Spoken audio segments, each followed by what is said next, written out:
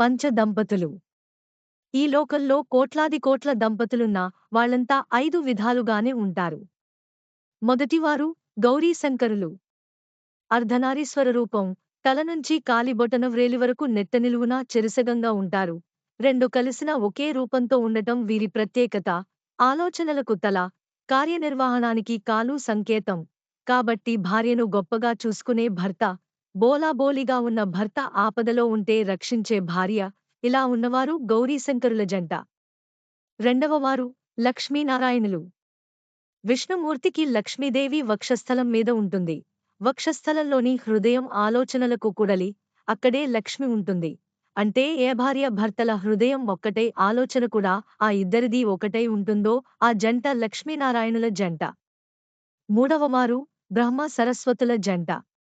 బ్రహ్మ నాలుక మీద సరస్వతి ఉంటుందంటారు. నాలుకనేది మాటలకు సంకేతం. దాని అర్థం ఇద్దరి మాట ఒకటే అవుతుందని. ఇలా ఏ మాట మాట్లాడినా ఆ భార్య మాటే మాట్లాడే భర్త, ఆ భర్త మాటే మాట్లాడే భార్య. ఏ జంట ఇలా ఉంటారో వారు బ్రహ్మసరస్వతుల జంట.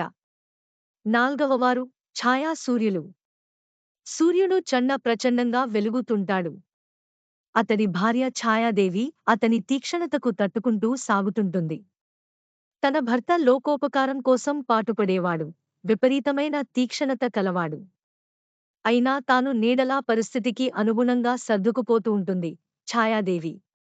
ఏ ఇంట భర్త కఠినంగా, కోపంగా పట్టుదలతో ఉంటాడో, ఏ ఇంట అతని భార్య మాత్రం నెమ్మదిగానూ, శాంతంగానూ, అణకువగానూ ఉండి సంసారాన్ని తీర్చిదిద్దుకునే తత్వంతో ఉంటుందో అలాంటి జంట ఛాయా సూర్యుల జంట.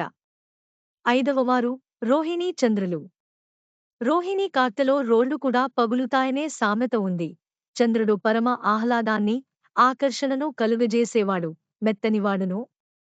ఏ జంట భర్త మెత్తగా ఉండి, లోకానికంతటికీ ఆకర్షణీయుడై ఉంటాడో, భార్య మాత్రం కఠినాతి కఠినంగానూ కోపంతోనూ పట్టుదలతోనూ ఉంటుందో ఆ జంట రోహిణీ చంద్రులు.